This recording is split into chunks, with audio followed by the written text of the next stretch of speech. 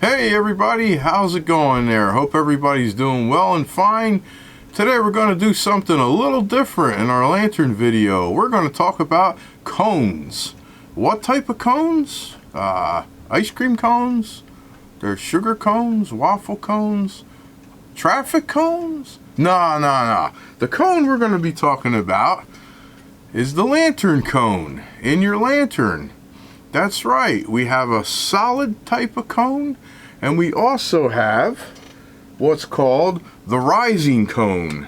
Now, the rising cone is actually affixed to the globe plate of the lantern here. It's actually not an independent part. It's actually part of the globe plate, as you can see, as it rises when you lift up the lantern. Point being, it's probably a little easier to light to access that wick versus maybe on this one, maybe not as easy. But that's kind of the reason why I'm bringing up the subject of cones, because I've been watching a lot of videos, none of which you guys are responsible for. I know my subscribers are probably more intelligent than that, but I've been seeing a lot of people light lanterns and just burn them wild, like they're gonna set a wildfire or something. And that's why I want to talk about the power of the cone. So basically, you know, when you light a lantern, the cone has a very specific function. It's actually slotted to to parallel the wick, and what's happening is it's actually taking up air from the air chamber and forcing it onto the wick, supplying it with oxygen. And when normal operation of a lantern, you really don't see the wick as it's burning, and that's kind of why I'm talking about the videos that I've been seeing burning like wild, with the wick maybe a ½ inch to 3/4 above the top of the cone, and flames just going crazy. Now, generally, in the most optimal, efficient burning of a lantern, like I said, you shouldn't actually see the wick exposed. I mean, however, if you do hold the lantern on the side, you can look down into the slot and see the wick. But if you're looking at it straight on, normally the wick doesn't protrude out of the cone, and hence that the cone is actually firing properly and burning properly.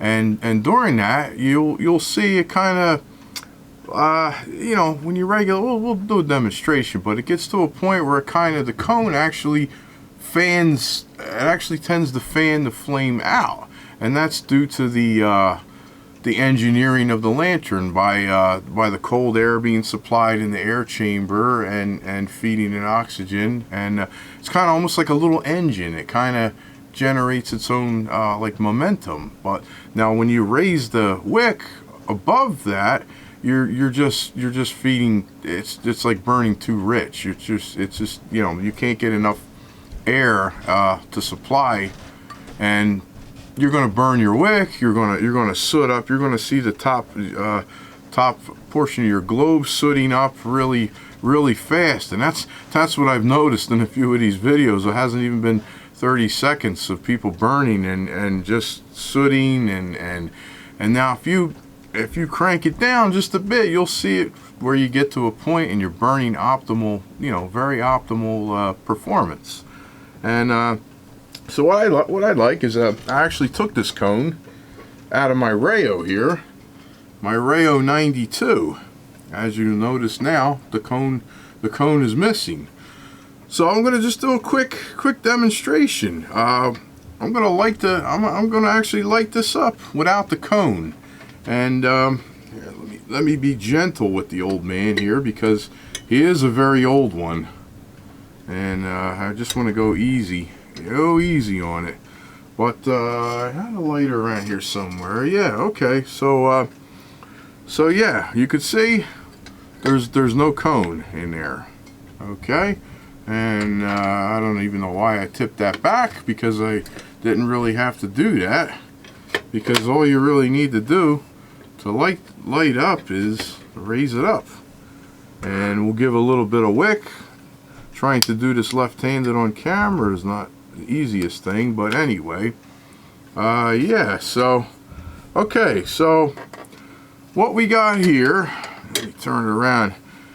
Even the flame is being fed with some oxygen, even, you know, without the cone, but it's almost acting like a dead flame, like a railroad lantern or, you know, candle or so forth. It's just burning, you know, kind of straight up. It is getting fed with a little oxygen, but you could see it's just kind of, the flame is just right along the wick tube. It's not doing much. But now we'll put this out, and hopefully I didn't heat it up too much, because now I actually do have to open it up without burning myself here. But I don't think I burned it long enough to. No, so okay, so I'm gonna, like I said, I'm gonna be careful on it. This is the lantern, by the way, that the globe did crack on me, and I did end up replacing the globe. So I'm a little squeamish still about trying to keep this one good. So here, so let me reinstall the cone, and let's get our notch here in the right position. And also, you want to make sure that you have a good seal on your cone. That's another thing. If you have a very loose fitting cone, that could also inhibit your airflow from inside the chamber and mess with your flame. And, you know, you might not be able to draw a good flame. But now, I'm going to be very careful here. Put this guy back together. Try not to crack anything here. Okay. Okay, and also, when I do light these, I mean, like I said, I've seen people, like, turn the wick way above the cone. I try just to give it enough wick to light it without going above the cone, because most of the time you still have to turn it down. And well, like I said, that's where one of the examples of your rising cone, where it can help you a little bit, because you can have that wick just barely turned up, and you can get in there with a match or a lighter a lot easier than the one-piece cone. But be that as it may, this is what we have to work with. So here now, I'm going to raise this up just enough to get the flame in there on the side. And now we're going to light it up again. And now, by golly, look at the width of that flame. Look at how that cone is just squeezing out about 1.5 inches of flame there, I would say.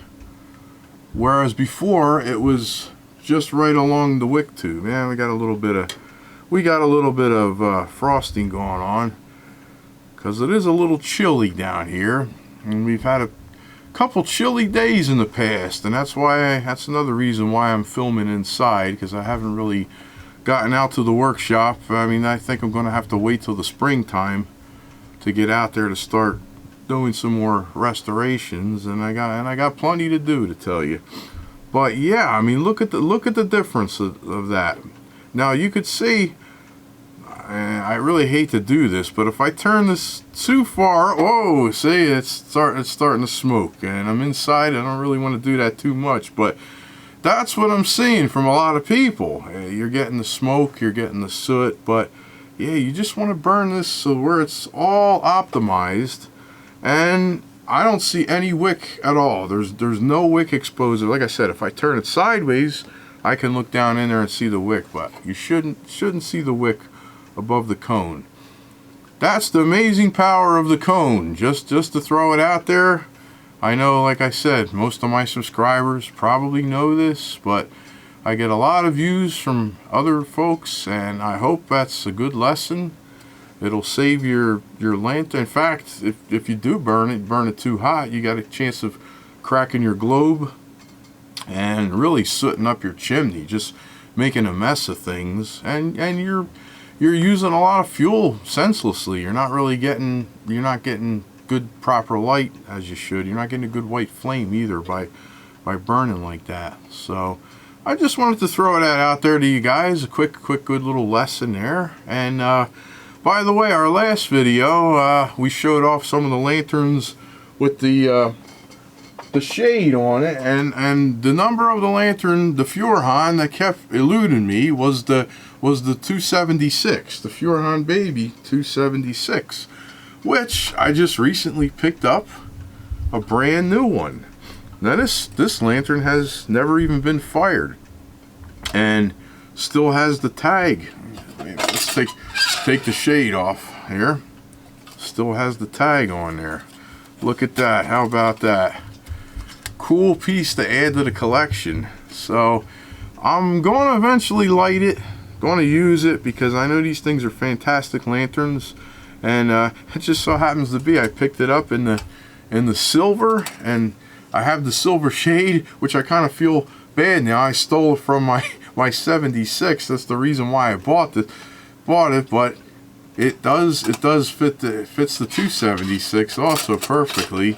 So probably gonna have to end up buying another one for this guy now, but I kinda really like it on the Furhan.